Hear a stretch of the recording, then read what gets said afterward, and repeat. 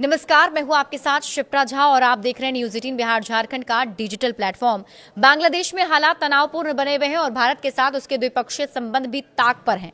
बीते कुछ समय में बांग्लादेश में भारत के दूतावास को भी निशाना बनाने और भारत विरोधी नारा देने की कई घटनाएं सामने आई। इसके साथ ही लगातार अल्पसंख्यकों के साथ हो रही हिंसा को लेकर भी भारत में काफी नाराजगी है।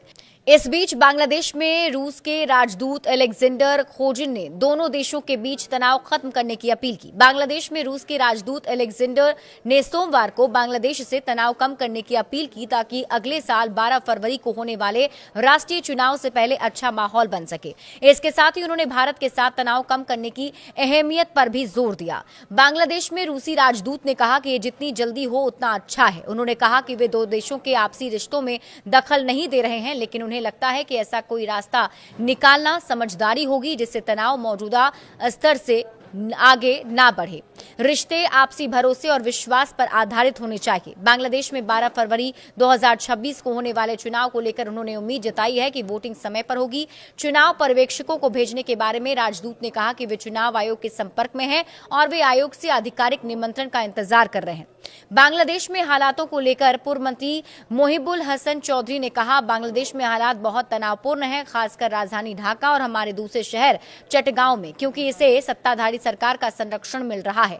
वे कुछ चरमपंथी पार्टियों और संगठन को रोजाना बाहर आने और अराजकता फैलाने में मदद कर रहे हैं या उकसा रहे हैं, इसलिए हालात काफी अस्थिर बने हुए हैं क्योंकि चुनाव नजदीक आ रहे हैं। उन्होंने कहा, ऐसा लगता है कि वे कम से कम चुनाव का शेड्यूल टालना चाहते हैं और अपनी सत्ता बनाए रखना चाहते हैं।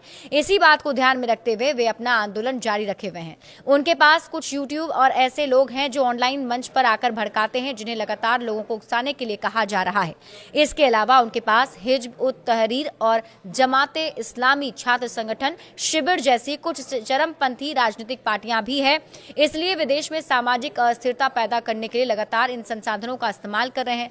बीते कुछ दिनों में वहां पर जो भारत विरोधी गतिविधियां देखने को मिली, उसे लेकर मोहिबुल हसन चौधरी ने कहा, भारत विरोधी प्रदर्शन सिर्फ ढाका और चटगांव के कुछ हिस्सों तक ही सीमित है। ऐसा नहीं कि पूरे देश से भारत विरोधी भावना है। अलग अलग संस्थानों के कुछ उग्र चरमपंथी कट्टरपंथी छात्रों में कुछ ने कुछ कई मदरसा छात्रों को अपने साथ शामिल होने के लिए मजबूर किया। इनमें कौमी मदरसे और खुद ढाका यूनिवर्सिटी के छात्र तक शामिल हैं। जो मदरसा छात्र कैंपस के अंदर रहते हैं, वे खाने और रहने के लिए मदरसों पर निर्भर होते हैं। अगर उन्हें इन जुलूसों में शामिल होने के लिए मजबूर किया जाता तो उनके पास कोई चारा नहीं होता। ऐसा नहीं करने पर वे अपनी एकमात्र पनाहगाह, खाना और रहने की जगह खो देंगे।